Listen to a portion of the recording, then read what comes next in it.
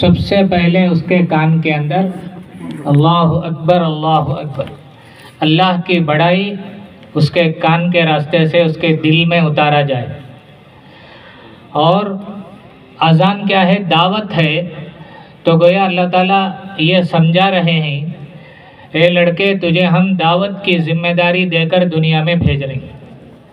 تو ہمارے نبی محمد صلی اللہ علیہ وسلم کی امت میں پیدا ہو رہا ہے، تیری ذمہ داری کیا ہے؟ تجھے دعوت کی ذمہ داری کے ساتھ دنیا میں بھیج رہے ہیں۔ اے لڑکی تجھے ہم دنیا میں دعوت کی ذمہ داری کے ساتھ بھیج رہے ہیں۔ گویا اذان پڑھ کے سنانا ہم کو ہمارا مقصد زندگی سمجھانا ہے۔ اللہ ہم کو مقصد زندگی سمجھا رہے ہیں، تمہارے دنیا میں بھیجے جانے کا مقصد کیا ہے؟ یہ اس کی جو غذا ہے بچے کی، دودھ، یہ چاہے بعد میں پیے، لیکن پہلے اس کی اصل غذا اس امت میں پیدا ہونے کی حیثیت سے دعوت اس کی اصل غذا ہے، یہ اسے پہلے سمجھایا جائے۔ تو ہر مسلمان کیا ہے؟ پیدائشی دائی، ہر مسلمان پیدائشی دائی ہے۔ جیسے کہتے ہیں نا بھائی، وہ تو ان کی گھٹی میں پڑا ہوا ہے، گھٹی میں پڑا ہوا ہے، یعنی ان کی فطرت میں ہے۔ شیر کی فطرت میں بہادری ہے، اور گھوڑے کی فطرت میں تیز بھاگنا ہے، مچھلی کی فطرت میں تیرنا ہے۔ اس طرح اس امت کی فطرت کے اندر اللہ نے دعوت رکھا، حضرت محمد صلی اللہ علیہ وسلم کی فطرت میں اللہ نے دعوت رکھا ہے، یہ ہمارے اندر میں اللہ نے رکھا۔ ہر مسلمان پیدائشی دائی، تو اس کا مطلب یہ عبادت نہیں کریں گے، نعوذ باللہ، ایسا نہیں، بلکہ صرف عبادت کے لیے نہیں، صرف نماز کے لیے نہیں، خود نماز پڑھتے ہوئے دنیا میں نماز کا ماحول قائم کرنا، یہ اس امت کی ذمہ داری۔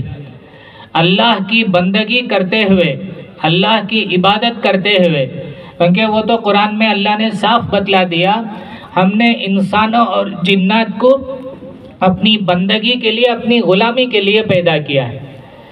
یہ 24 گھنٹے ہمارے فرما بردار اور ہمارے غلام بنے رہیں، مسجد میں بھی ہم کو بندہ بن کر دکھائیں، بازار میں بھی، گھریلو زندگی میں بھی ہمارے بندے بن کر ہم کو دکھائیں۔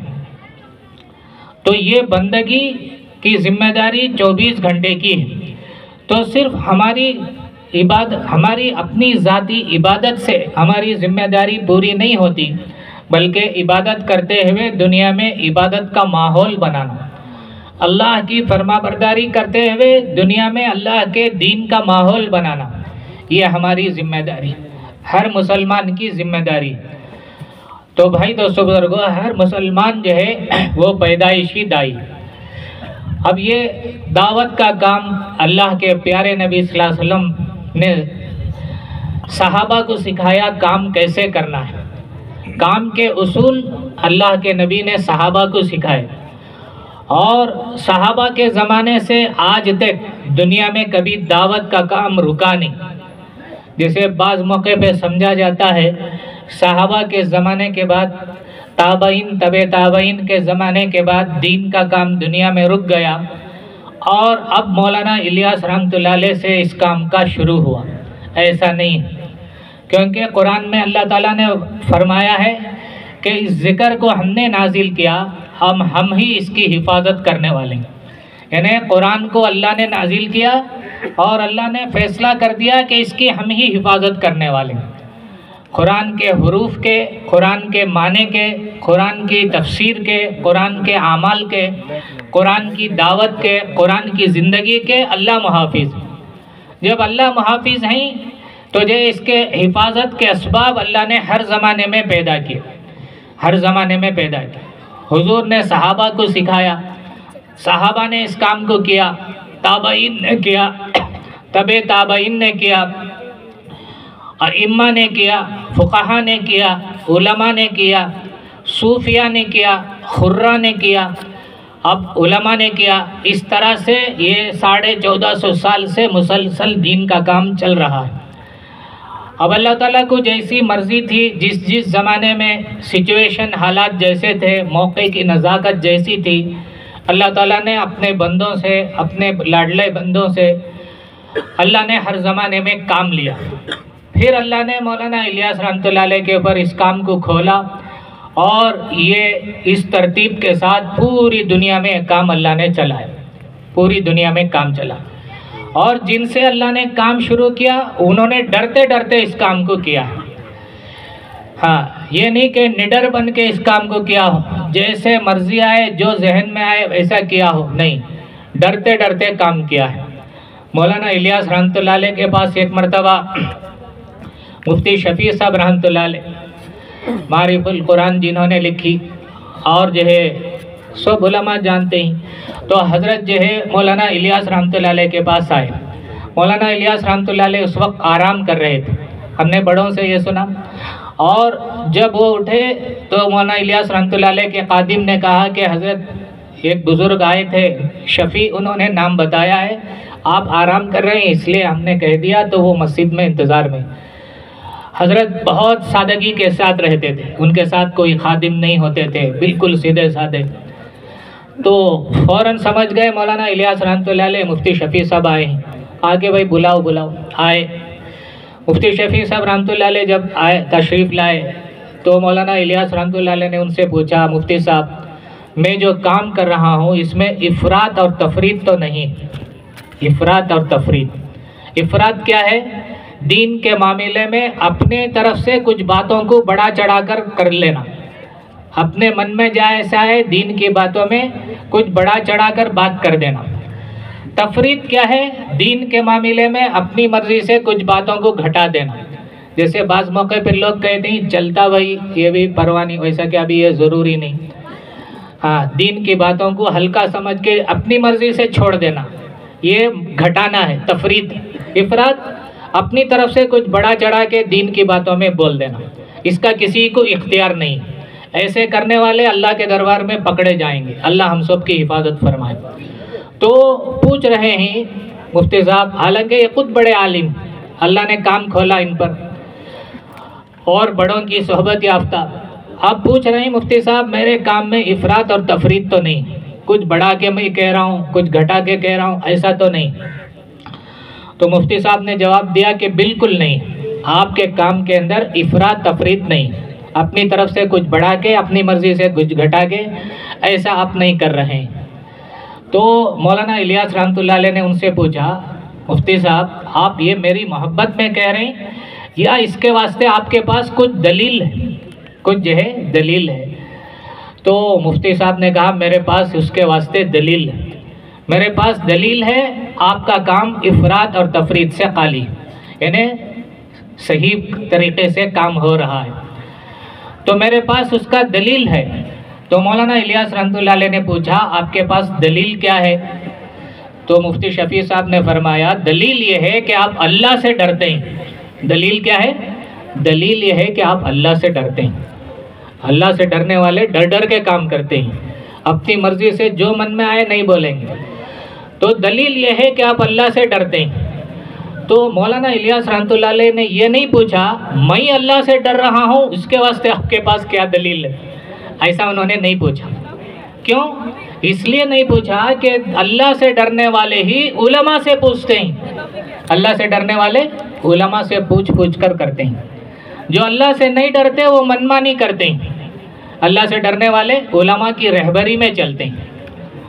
مولانا عمر صاحب رحمۃ اللہ علیہ، مفتی سعید صاحب پالنپوری رحمۃ اللہ علیہ، ان کو انہوں نے درخواست کی کہ مفتی صاحب میرا بیان ہوتا ہے، دنیا بھر کی جماعتیں میرا بیان سنتی ہیں اور میرا بیان سننے کے بعد دنیا بھر میں میری باتوں کو لے جا کے دنیا بھر کی جماعتیں دنیا بھر میں ملکوں میں جاتی ہیں اور ہماری جماعتیں دنیا بھر میں جاتی ہیں، میرا بیان سن کے جا کے دنیا بھر میں میری باتیں نقل کریں گے. اگر خدا نخواستہ میری باتوں کے اندر کوئی غلط بات اوک چوک ہو جائے اور میری بات لے کے لوگ دنیا میں پہنچ جائیں اور دنیا میں میری طرف سے غلط بات پہنچ جائے تو اس کے ذمہ دار حضرت جی اور میں ہوں گے. تو اس لیے جو ہے لوگ میری محبت میں میری باتوں کو سنتے ہیں اور کوئی تنقیدی نظر سے میری بات کو نہیں سنتا. اس لیے جو ہے آپ آئیں اور آپ جو ہے لوگوں کو بات دیکھتے ہیں، غلطی ہو تو فوراً آپ کہتے ہیں. اس لیے آپ آ کر ایک ہفتہ یہاں قیام کریں روزانہ میری بات سنیں، اگر میری بات میں کوئی غلطی ہو تو بات کے بعد مجھے بتا دیں، آئندہ میں اصلاح کر لوں گا، یا ضرورت پڑے اسی وقت بیچ بیان میں آپ آگے کہہ سکتے ہیں۔ ایک ہفتہ مفتی سعید صاحب پالن پوری رحمۃ اللہ علیہ جو دارالعلوم میں جو ہے شیخ الحدیث تھے، وہ آ کر ٹھہرے، پوری بات سنی، پورے ہفتے میں کوئی ایسی بات نہیں تھی جسے جو ہے ٹوکا جا سکے۔ تو بھائی دوستو بزرگو، یہ کام بہت ڈر کے کرنے کا کام، اللہ سے ڈرتے ہوئے کرنے کا کام، اتنا مشکل بھی نہیں کہ آدمی کام ہی کو چھوڑ دے۔ ڈرنے کا مطلب یہ ہے علماء کی رہبری میں چلے، اپنے بڑوں کے مشورے سے چلے۔ مولانا عمر صاحب رحمۃ اللہ علیہ نے ایک مرتبہ یہ جو طائف کے لوگ اسلام لانے کے لیے، بھائی آپ بیچ میں مت دو بھائی، اپنا بات میں دیں۔ تو طائف کے لوگ جو ہے اسلام لانے کے لیے آئے، طائف کا قبیلہ اسلام لانے کے لیے آیا۔ تو ایک صحابی نے دیکھا، ان سے پوچھا کہ بھائی آپ لوگ کون ہو؟ وہ لوگ کہنے لگے ہم طائف والے ہی اسلام لانے کے لیے ہم آئے، اللہ کے نبی صلی اللہ علیہ وسلم کی خدمت میں حاضر ہو کر ہم مسلمان ہونے کے لیے آئے۔ تو وہ صحابی بڑے خوش ہوئے، ارے طائف والے اسلام لانے کے لیے آ گئے ہیں، اللہ کے نبی کو تو بڑی خوشی ہوگی۔ وہ جلدی حضور کو اس کی یہ خبر پہنچانے کے لیے تیزی سے جانے لگے۔ کیوں؟ اللہ کے نبی کو خوش کر کے میں دیکھنا چاہتا ہوں، جو حضور کو خوش کرے گا انہیں اللہ کو خوش کرے گا، تو یہ خبر سنا کر حضور کی خوشی کا میں سبب بنوں۔ تیز چلنے لگے تو حضرت ابوبکر راستے میں ملے، پوچھے کہاں جا رہے ہو؟ کہا کہ اس طرح سے طائف کے قبیلے والے اسلام لانے کے لیے آئے ہیں، میں جا کے حضور کو سنا کے حضور کی خوشی کا میں سبب بننا چاہتا ہوں۔ تو حضرت ابوبکر کہنے لگے ایسا ہے، طائف والے آ گئے ہیں اسلام لانے کے لیے، حضور کو تو کتنی خوشی ہوگی۔ کیوں؟ سب کو معلوم ہے طائف میں حضور صلی اللہ علیہ وسلم کو کیسی تکلیف ہوئی، کیسا دل دکھایا گیا، کیسا جو ہے آپ کو پتھروں سے مار کے زخمی کیا گیا۔ اللہ کے نبی نے اس وقت جو ہے طائف والوں کی کوئی شکایت اللہ سے بھی نہیں کی، طائف والوں کے لیے بد دعا نہیں کی، بلکہ جبرائیل علیہ السلام آ کے پوچھنے لگے کیا ان کو دو پہاڑوں کے درمیان ڈال کے پیس دیں؟ ہاں، جبرائیل علیہ السلام جو آئے طائف والوں کو پیسنے کے لیے نہیں آئے۔ جبرائیل علیہ السلام یہ سوال کریں گے تو میرا محبوب کیا جواب دے گا وہ بھی اللہ جانتا ہے۔ ہاں، جبرائیل جب یہ پوچھے گا میرا نبی کیا جواب دے گا وہ بھی اللہ کو معلوم۔ تو میرے نبی کا جواب جو ہے قیامت تک اس امت کو سنانا ہے۔ اللہ نے بھیجا جبرائیل علیہ السلام، کیا طائف والوں کو ڈال کے پیس دیں؟ تو اللہ کے نبی نے کہا کہ نہیں، ہو سکتا یہ اگر ایمان نہیں لائے ان کی نسلوں میں ایسے لوگ پیدا ہوں گے جو اللہ پر ایمان لائیں گے۔ تو یہ کام کا اصول ہے، کیا ہے؟ جن کی طرف سے تکلیف ہو، رنج ہو، صدمہ ہو، ان کی کوئی شکایت نہ کی جائے، کہ بھئی انہوں نے ہم کو ایسے ستایا ہے، ایسی تکلیف دی ہے۔ ہاں، لوگوں سے کیا شکایت؟ اللہ سے بھی شکایت نہ ہو۔ اللہ کے دربار میں بھی اللہ کے نبی نے شکایت نہیں کی، یا اللہ طائف والوں نے مجھے ستایا، مجھے دل دکھایا، مجھے پریشان کیا۔ اللہ سے بھی شکایت نہیں کی، بلکہ اللہ سے کیا شکایت کرتے؟ اللہ نے جب جبرائیل کو بھیجا پوچھو کیا کرنا ہے، اس وقت بھی کیا فرمایا؟ ان کی نسلوں سے مجھے امید۔ بلکہ دعا کا کیا خلاصہ ہے؟ اس وقت حضور نے جو دعا کی وہ عجیب و غریب دعا ہے، یا اللہ میں اپنی کمزوری اور ضعف کی تیرے سے شکایت کرتا ہوں، طائف والوں کی شکایت نہیں۔ اے اللہ میں بات پہنچانے میں کمزور رہا، میں اپنی کمزوری کی شکایت کرتا ہوں۔ اے اللہ میں تیرے چہرے کے اس نور کے طفیل جس سے ساری اندھیریاں روشن ہو گئیں، دنیا آخرت کے سب کام درست ہو گئے، اس بات سے پناہ مانگتا ہوں مجھ پہ تیرا غصہ ہو یا تو مجھ سے ناراض ہو۔ نبیوں کا سردار ایسی حالت میں پورا جسم لہو لہان ہو گیا، دل دکھا ہے، ایسے موقع پہ اللہ سے یوں مانگ رہا ہے کہ اللہ آپ میرے سے غصے میں تو نہیں، آپ میرے سے ناراض تو نہیں، ایسا اللہ کے نبی پوچھ رہے ہیں۔ تو یہ کام کا اصول ہے کہ جو ہے کسی کی شکوہ شکایت نہ ہو، کسی کی طرف سے تکلیف پہنچے تو جو ہے غیبت نہ ہو، بدلہ اور انتقام لینے کا جذبہ نہ ہو، بلکہ بد دعا بھی نہ کی جائے، دعا کی جائے، ہدایت کی دعا کی جائے، اللہ سے ہدایت کی دعا کی جائے۔ دائی جب صبر کا گھونٹ پیتا ہے اور جو ہے صبر کا گھونٹ اس کے دل میں اترتا ہے اور اس وقت پر جو دعا نکلتی ہے اور وہ سامنے والے کی ہدایت کا سبب بن جاتا ہے، اس کی ہدایت کا سبب بنتا ہے۔ اور ایسے سب حالات گزرنے کے بعد جب طائف والے اسلام لانے کے لیے آ رہے ہیں، اب یہ خبر سنانے کے لیے وہ صحابی جا رہے ہیں، تو حضرت ابو بکر نے کہا بھائی اس سے تو اللہ کے نبی کو بڑی خوشی ہوگی، میں اس خوشی کے واسطے ذریعہ بننا چاہتا ہوں، آپ اجازت ہو تو یہ بات میں جا کے سناؤں، یہ بات میں جا کے سناؤں۔ اب یہاں پر اللہ والوں نے بتلایا، یہاں کام کا اصول گویا اس میں سے بتایا جا رہا ہے دین کے کام کرنے والوں کو کہ وہ صحابی نئے ہی، حضرت ابو بکر پرانے۔ اب وہ خبر لے کے چلے، حضرت ابو بکر کیا کہہ رہے ہیں، یہ نہیں کہا ارے تم تو نئے نئے آدمی ہو، یہ باتیں بڑوں سے ہم جا کے کہیں گے، تم بیٹھو میں جا کے سناؤں گا، یہ سب تمہارا کام نہیں، تمہارا کام تم دیکھو، یہ سب بڑوں کا کام ہے، ہم جا کے سنائیں۔ ایسا نہیں کہا، بلکہ کیا کہا، بھائی تم اجازت دو، یہ بات میں جا کے سنا کے حضور کی خوشی کا میں سبب بننا چاہتا ہوں۔ تو بڑے نے چھوٹے سے اس طرح سے درخواست کی، پرانے نے نئے سے اس طرح درخواست کی، اور نئے نے ان سے کیا کہا، ارے محنت تو ہم کریں، نام تم کما لو، یہ تو مجھے ملی ہے خبر، میں جا کے حضور کو سناؤں گا، آپ کیوں جا کے سنائیں گے؟ ایسا نہیں کہا، بلکہ کہا بے شک آپ ہی اس کے حقدار ہیں، حضور کی خوشی کا آپ سبب بنے، اس لیے کہ آپ نے پہلے مرتبہ حضور کو آپ ہی نے خوش کیا ہے، حضور کے ہاتھ پہ سب سے پہلے کلمہ پڑھنے والے آپ ہی مردوں میں، ہر وقت حضور کی خوشی کا آپ ہی سبب بنے ہیں، آج بھی یہ خبر کو آپ ہی جا کے سنائیے، اصل میں آپ ہی اس کے حقدار ہیں۔ ہاں یہ اصول ہے کام کا کہ چھوٹے اپنے بڑوں کی اس طرح دل سے قدر کریں، نئے اپنے پرانوں کی اس طرح قدر کریں، ان کا ادب اور احترام کریں کہ بھئی یہ پرانے یہ خالی مشورے ہی کرتے رہتے ہیں، نہ ان کا 3 دن لگتا ہے، نہ گش میں آتے ہیں، خالی مشورہ کرتے ہیں، ایسا نہیں۔ ایک زمانے میں کام کیا ہے، اب بیمار ہو گئے ہیں، آزار ہیں، تھکان ہے، ان کا دل بھی روتا ہے کہ ہم بھی دیہاتوں میں جائیں، ہم بھی قریوں میں جائیں، ہم بھی گشتوں میں پھریں، پتہ نہیں ان کا دل کتنا روتا ہوگا، ان کی کیا طبیعت کی مجبوری ہے، کیا ہے، ہم ان کے لیے دعا کریں، ہو سکتا انہی کی دعاؤں کی وجہ سے ہم کام میں لگے ہوں، ہو سکتا انہی کے پھرنے کی وجہ سے ہم کام میں لگے ہوں۔ ہم بڑوں کی قدر دل سے کریں اور بڑے چھوٹوں سے رائے لیں، پرانے نئےوں سے رائے لیں۔ تو صحابہ کی زندگی دعوت کے کام کرنے والوں کے لیے اصول ہے، تو انہوں نے کہا کہ آپ ہی اس کے حقدار ہیں، آپ جا کے سنائیں۔ تو بھائی دوستو بزرگو، اللہ والوں نے بتلایا یہ دعوت کے کام کا اصول جو ہے صحابہ کی زندگی، اللہ کے نبی نے جو فرمایا یہ نہیں تو ان کی نسلیں ایمان لائیں گی، دائی کی نیت کیا ہو، نسلوں کی ہو۔ مولانا یوسف رحمۃ اللہ علیہ ایک جگہ بات کے بعد پوچھے بھائی کیا میری بات تم کو سمجھ میں آئی؟ تو لوگوں نے کہا ہاں حضرت سمجھ میں آئی، موت تک اس کام کو کرنا ہے، مرتے دم تک اس کام کو کرنا ہے۔ تو حضرت نے فرمایا کہ نہیں، تم کو میری بات سمجھ میں نہیں۔ لوگ پریشان ہو گئے کہ ہم نے 4 مہینہ، سال یا چلے کی بات نہیں کہی، مرنے تک اس کام کو کرنے کا کہا، مرنے سے بھی آگے اور کیا کام کریں گے؟ تو مولانا رحمۃ اللہ علیہ نے کہا موت تک نہیں، قیامت تک کی نیت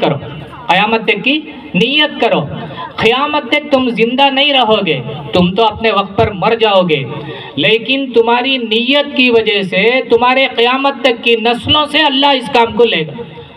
تم نے قیامت تک کی نیت کی، تم تو نہیں رہو گے، اپنے وقت پہ مر جاؤ گے، لیکن تمہاری نیت کا اثر تمہاری قیامت تک کی نسلوں میں اللہ پہنچائے گا۔ ارے بیماریاں نسلوں میں جاتی ہیں، باپ کو شوگر تو بیٹے کو شوگر، باپ کو بی پی کا تو بیٹے کو بی پی، باپ کو جو ہے ہارٹ ہوا بیٹے کو، بیماریاں جب کیا بولتے ہیں فیملی ہیریڈیٹی، بیماریاں جب نسلوں میں جاتی ہیں، دین کی فکر ہے اللہ نسلوں میں نہیں منتقل کرے گا، حضور کی فکر ہے اللہ نسلوں میں منتقل نہیں کرے گا۔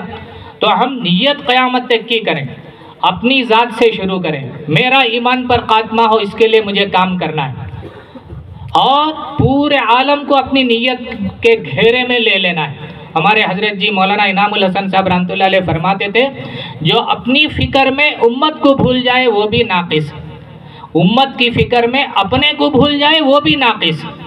تو اپنی فکر بھی کرنا ہے، امت کی فکر بھی کرنا ہے، اور بھائی دوستو بزرگوں نسلوں کی نیت کرنا ہے، نسلوں کی۔ ابراہیم علیہ السلام کی دعا قرآن میں ہے، حضرت ابراہیم علیہ السلام اللہ کے خلیل اللہ سے دعا مانگ رہے، اے اللہ مجھے اور میری ذریت کو، یعنی میری اولاد کو، میری نسلوں کو نماز کا خاص اہتمام کرنے والا بنا، اے میرے اللہ میری یہ دعا قبول فرما لے۔ تو اپنے نسلوں کی نماز کی پابندی کو اللہ سے مانگ کے اللہ کا خلیل فیصلے کرا رہا ہے، اپنے نسلوں کے دین کو اللہ سے مانگ کے فیصلے کرنا، یہ ابراہیمی مزاج، اور اللہ کے نبی صلی اللہ علیہ وسلم نے ابراہیمی مزاج کے اوپر اس امت کی تربیت کی۔ ابراہیمی مزاج کیا ہے؟ گھر کا صرف مرد دیندار اور تقوی والا ایسا نہیں، گھر کا مرد بھی، عورت بھی، بچہ بھی، سب ایمان والے، سب توکل والے، سب قربانی کے نشے والے، سب دعا والے۔ ابراہیم علیہ السلام کو اللہ نے حکم دیا جا کے اپنی بیوی کو دودھ پیتے بچے کو چھوڑ کر آؤ۔ اب لے جا کے چھوڑ رہے ہیں، بیوی پوچھ رہی کیوں چھوڑ کے جا رہے ہو؟ جواب نہیں دیا۔ پوچھا کیا اللہ کے حکم سے چھوڑ کے جا رہے ہو؟ اشارے سے جواب دیا، ہاں اللہ کے حکم سے، پوچھ کے اللہ کے حکم سے چھوڑ کے جا رہا ہوں۔ تو جو توکل سے ابراہیم علیہ السلام اپنی بیوی کو چھوڑے ہیں، اسی توکل سے ان کی بیوی جواب دے رہی، اگر اللہ کا حکم ہے تو چھوڑ کے جاؤ، اللہ ہمیں ضائع نہیں کرے گا۔ اللہ کے احکامات ضائع کرنے کے لیے نہیں آتے، نوازنے کے لیے آتے ہیں، انعام دینے کے لیے آتے ہیں، چمکانے کے لیے آتے ہیں، کامیاب کرانے کے لیے آتے ہیں۔ تو اللہ کا حکم ہے تو چھوڑ کے جاؤ، اللہ ہمیں ضائع نہیں کرے۔ توکل کسے کہتے ہیں؟ ہمارے مولانا عمر صاحب رحمۃ اللہ علیہ فرماتے تھے، عام طور سے لوگ سمجھتے ہیں توکل کا معنی صرف اللہ پہ بھروسہ کرنا، نہیں۔ توکل کیا ہے؟ توکل کا معنی اللہ پہ بھروسہ کرنا۔ ایک آدمی شراب کی دکان کھول لیا، کہاں؟ ایسی جگہ میں جہاں شراب بک نہیں سکتا، ایسی جگہ میں دینداروں کے محلے میں شراب کی دکان کھول لیا۔ لوگ پوچھے، ارے بھائی یہ دینداروں کا محلہ، یہاں شراب کیسے بکے گا؟ نہیں بھائی، اللہ پر توکل کر کے شراب کی دکان کھولا، اللہ پر توکل کر کے۔ اسے توکل نہیں بولتے، اللہ کی نافرمانی کر کے اللہ پہ توکل نہیں ہو سکتا۔ توکل کسے کہتے ہیں؟ حکم اللہ کا پورا کرنا، کام اللہ کے حوالے کرنا، اللہ کا حکم پورا کر کے اللہ پہ بھروسہ کرنا، حکم اللہ کا پورا کرنا، کام اللہ کے حوالے کرنا۔ تو توکل کا مزاج جو ابراہیم علیہ السلام کا ہے وہ ان کی بیوی کا ہے، وہی ان کی بیوی کا ہے۔ یہ پہلا مزاج ابراہیم علیہ السلام کا، توکل کا، اللہ پر بھروسہ کا، حالات کیسے بھی آ جائیں اللہ پہ بھروسہ۔ آگ میں ڈالا جا رہا ہے نمرود، پورا انتظام ہو گیا، اتنی بڑی آگ میں جبرائیل علیہ السلام آ گئے، حمایت میں آ گئے، مدد کرنے کے لیے آ گئے۔ تو ابراہیم علیہ السلام نے کیا جواب دیا؟ تم سے میری کوئی حاجت وابستہ نہیں۔ جیسے وہ آگ سامنے خوفناک شکل میں ہے، وہ ایک آزمائش ہے ابراہیم علیہ السلام کے لیے، جبرائیل علیہ السلام کا آنا بھی ایک آزمائش۔ جبرائیل علیہ السلام ابراہیم علیہ السلام کی مدد کے لیے نہیں آئے، وہ بھی اللہ کی طرف سے ایک آزمائش، وہ بھی اللہ کی طرف سے ایک باطنی اور روحانی آزمائش ہے۔ وہ ایک قسم کی آزمائش ہے، یہ ایک قسم کی آزمائش۔ اور میرا خلیل کیا جواب دے گا وہ بھی اللہ کو معلوم، وہ بھی اللہ کو معلوم کہ جبرائیل کو میرا خلیل کیا جواب دے گا۔ کہا کہ تمہارے سے میری کوئی حاجت وابستہ نہیں۔ تو وہ آزمائش میں بھی ابراہیم علیہ السلام کامیاب ہوئے۔ یہ ایک آزمائش ہے، جبرائیل علیہ السلام فرشتوں کے سردار ہیں، اتنی بڑی روحانی طاقت حمایت میں آئی ہے، اس کی نفی کر دی، تمہاری کوئی حاجت، تم سے کوئی حاجت وابستہ نہیں، میرا اللہ میرے لیے کافی، میرا اللہ میرے لیے کافی۔ یہ ایمان، یہ توکل میاں بیوی دونوں کا ہے۔ اور قربانی کا مزاج، فرما برداری کا مزاج، چھوڑو بولے تو چھوڑ دیے، بچے کو ذبح کرو، خواب دکھایا گیا اور ذبح کرنے پہ تل گئے۔ یہ ذبح کرنے پہ تلے ہوئے، وہ ذبح ہونے پہ تلے ہوئے، باپ بیٹے دونوں ایسے ہی۔ یہ ذبح کرنے پہ تلے ہوئے، اللہ کی رضا کے لیے قربان کرنے پہ تلے ہوئے بیٹے کو، وہ قربان ہونے پہ تلے ہوئے۔ تو پھر اللہ تعالیٰ نے جبرائیل علیہ السلام کو حکم دیا، دمبے کو لے جاؤ، بچے کو ہٹا کے ان کے نیچے لگا دو۔ وہ آنکھوں پہ پٹی باندھے ہوئے تھے، چھری چل گئی، دیکھا تو اسماعیل علیہ السلام صحیح سالم کھڑے ہیں، دمبا ذبح ہو کے پڑا۔ اللہ نے بتا دیا ابراہیم تیرا بیٹا کیا ذبح ہوتا، اس کی نسل میں تو میرا محبوب نبیوں کا سردار آنے والا ہے۔ اسماعیل علیہ السلام کی نسل میں اللہ نے محمد رسول اللہ کو پیدا کیا۔ اسحاق علیہ السلام کی نسل میں سارے بنی اسرائیل کے ہزاروں انبیاء آئے۔ اسماعیل علیہ السلام کی نسل میں حضور سے پہلے کوئی نبی نہیں ہے۔ کیوں؟ جیسے اللہ کی پاک ذات وحدہ لا شریک لہ ہے، اللہ کی شان میں، اللہ کی بڑائی میں، اس کی وحدانیت میں اس کا کوئی شریک نہیں، اس طرح ہمارے نبی کی ایک شان ختم نبوت کی شان ہے۔ یہ ختم نبوت کی شان ایسی شان ہے، اس شان کے اندر کوئی نبی بھی شریک نہیں، کوئی نبی بھی شریک نہیں، تنہا یہ شان صرف محمد رسول اللہ کے لیے ہے۔ اس شان کے اندر کوئی نبی بھی شریک نہیں، ایک ہی ایک خاتم النبیین ہے، وہ محمد رسول اللہ۔ تو بھائی دوستو ورگو، اس لیے اللہ نے اسماعیل علیہ السلام کی نسل میں حضور سے پہلے کسی نبی کو پیدا نہیں کیا۔ ایسے نبی آنے والے ہیں جن کی شان ختم نبوت میں دوسرا کوئی نبی بھی شریک نہیں۔ اللہ نے بتا دیا اسماعیل تو کیا ذبح ہوتا، تیری نسل میں تو نبیوں کا سردار میرا لاڈلا آنے والا ہے۔ تو بھائی دوستو ورگو، یہ ابراہیمی مزاج پر اللہ کے پیارے نبی نے اس امت کے مردوں، عورتوں، بچوں کی تربیت کی۔ اس امت کے مرد صحابہ بھی ایمان والے، توکل والے، قربانی والے، فرما بردار، جو حکم دیا جائے فوراً ماننا، فوراً ماننا، ذرا بھی آگے پیچھے نہیں۔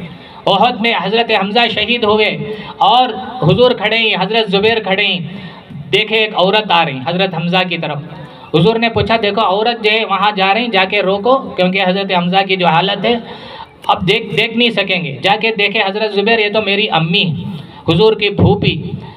انہوں نے روکا، انہوں نے گھونسا مارا، بیٹے ایک طرف جا کے گرے، بڑی مضبوط تھیں، ایک دھکا مارا بیٹے کو، تو میرے کو روکنے والا، وہ جا کے گر گئے۔